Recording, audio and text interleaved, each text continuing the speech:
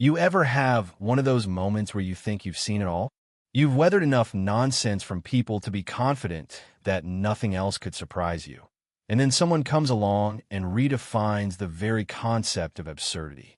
That was my life the day I met Evelyn Dawson, a woman who believed the world existed solely for her convenience. A woman who thought my garage was VIP parking. Without asking, without warning. She just dumped her car inside and drove away like she owned the place. But guess what? I locked the garage with her luxury SUV inside, and I went on a week-long vacation. Chapter 1, My Quiet Escape. My name's Lucas Wyatt. After years of living in the city, tangled in the chaos of apartment complexes and nightmare neighbors, I finally decided enough was enough. I was tired of thin walls and thick-headed busybodies who made it their life's mission to control everyone else's.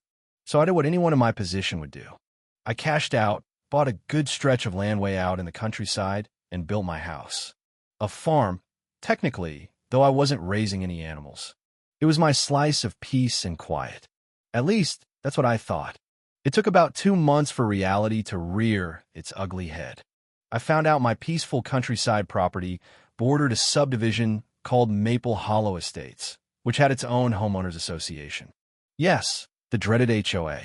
You'd think being outside their gates, with no shared property lines, would spare me from their nonsense. Think again. Maple Hollow's residents, or, as I called them, the enlightened, believed they had jurisdiction over everything in sight, including my land, even the air I breathed. And that's when she showed up. Chapter 2, The Invasion. It was a sunny Saturday. I was enjoying one of those peaceful mornings, tending to my vegetable garden, when something out of place caught my eye. A gleaming black SUV, a brand new Denali XL, parked smack in the middle of my driveway. At first, I thought maybe someone got lost, maybe a delivery driver. But as I walked closer, it became clear this wasn't an accident. It wasn't parked like a person who was confused. It was parked like it owned the joint. And that wasn't even the worst part. I circled the vehicle, expecting to find someone inside, or maybe a note. But there was no one. Then I noticed the garage door was slightly open. My stomach sank. I jogged over, lifted the door, and there it was. Her SUV, parked inside my garage, like I was running an impromptu valet service. I stood there for a full minute, completely dumbfounded. Who does that? Chapter 3, Enter Evelyn. Before I could process this invasion of privacy, I heard footsteps behind me. Then a voice. Oh good, you're here. Your space is perfect. I hope you don't mind. I turned around slowly.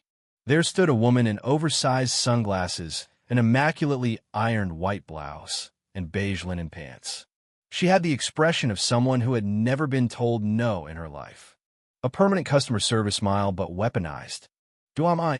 I repeated. She gave me a little shrug, as if this was a perfectly reasonable conversation to be having. Yeah, you see, my husband took the driveway at home, and street parking is so tight. I noticed your garage wasn't being used, and I figured, well, why let it go to waste, right? She said like we were old friends, and this was a shared joke. I took a deep breath, trying to maintain some level of composure. You know this isn't a public parking garage, right? She laughed. Laughed. Of course. But I mean, no one's using it. It's silly to let it sit empty when someone needs it. This woman, Evelyn Dawson, had the superpower of turning everything she touched into a problem. Worse yet, she truly believed she was doing me a favor. Chapter 4, The Lockdown. I stood there, letting her words wash over me like acid rain. And then something inside me clicked. If I argued, she wouldn't get it. If I scolded her, she'd double down. But if I agreed, that I could work with. I smiled. A wide, polite smile. You're right. It's a shame to waste space. Enjoy. Her eyes sparkled. She thanked me with a practiced charm, gave a little finger wave, and sauntered off as if she'd just closed a multi-million-dollar deal. The moment she disappeared down the road, I pulled the garage door down. I latched the lock. Then I added a padlock for good measure. And then I went on vacation. Chapter 5, Messages from the Desperate. Now, before you worry, I didn't trap anyone inside. Just her car. Evelyn was free as a bird. free to realize actions have consequences.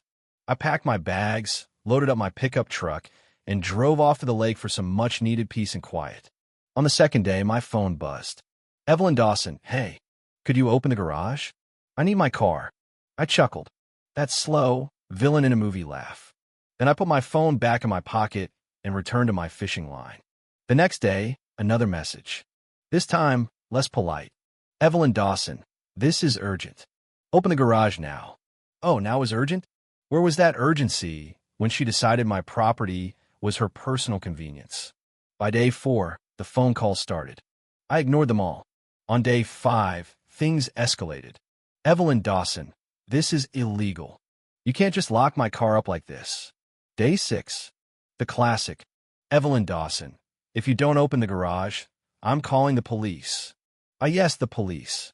What were they going to say when they heard the full story? So, ma'am, how did your vehicle end up inside Mr. Wyatt's locked garage? And her answer? Oh, I just parked it there without asking. Good luck with that. Chapter 6. Negotiations begin. By day 7, her tone had shifted entirely. Evelyn Dawson, look, I think this is all a big misunderstanding. Let's resolve this like adults. Adults? Now she wanted to be civilized? I finally replied. Lucas Wyatt, I'm on vacation. I'll be back in a few days. Until then, your car will be exactly where you left it. I swear. I could feel the stunned silence through the phone. Chapter 7. The Return of the Queen. A week passed. I returned home, refreshed. As I pulled into my driveway, there she was, Evelyn, standing in front of the garage, arms crossed like a nightclub bouncer with a grudge. Lucas, she snapped. Open the garage. I stepped out of my truck, leaned against it casually, and smiled. Did you enjoy your VIP parking? Her face turned crimson. You left me without a car for a whole week. Oh, I'm the bad guy now. Let's recap. You parked in my garage without permission and expected me to what? Be your valet. Her jaw clenched. I thought it would be temporary. And the problem isn't that you invaded my property. The problem is I wasn't available to make your life easier. She exhaled sharply. Fine. It's over. Just open the garage. I shook my head. Not so fast. First, you're going to admit you messed up. What? You heard me. Admit it. Admit you treated my property like it was yours. Admit you acted entitled. And admit it was a mistake. She sputtered. She turned purple. She refused. So I gave her an alternative. Fine. Then you can pay me. Pay you? She shrieked. For parking. 7 days. I'm charging less than any parking garage in the city. Evelyn's face was a study in internal conflict. Eventually, she sighed and said through clenched teeth, How much? I named a number. Reasonable, but enough to sting. She paid. I counted each bill slowly, savoring every second. And then I unlocked the garage. Chapter 8. The HOA strikes back. You'd think that was the end. But Evelyn wasn't the kind of person to let go. 3 days later, I received an official notice in my mailbox. A fine from a Maple Hollow HOA. Improper use of community property. $500. Now, I wasn't part of their HOA. My land was separate, but that didn't stop them from trying to assert authority. I ignored it. 2 days later, another notice. A summons to a disciplinary meeting with the HOA board. It wasn't about the garage anymore. Evelyn wanted revenge. Chapter 9. The Showdown. I showed up at the HOA office. 4 board members sat in judgment. Evelyn sat there, smiling like the cat who ate the canary. The HOA president, a bald guy named Gregory Sims, opened the meeting. We're here to discuss your violation of community bylaws. I said nothing. You charged an HOA member for use of community space, he continued. I smiled. Community space? My garage on my land, which I maintain and pay taxes on. They fumbled. I laid out my evidence. Property deeds. Messages. The payment receipt. Finally, I leaned in.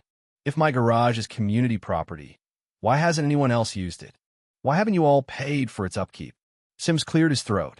It's about the spirit of the community. No, I said. It's about Evelyn not liking consequences. I turned to her. If I parked on your property without asking, would you be okay with that? Silence. I stood, gathered my documents, and said, I have a lawyer. They never contacted me again. Chapter 10, The Aftermath. Evelyn vanished from my life. When we crossed paths, she looked away. Her reign as queen of the garage was over. And me? I went back to enjoying my peaceful life. Knowing some lessons, especially those about boundaries, are best learned the hard way. And if you like this story, leave a comment, drop a like, and tell me what you think. There's more where that came from.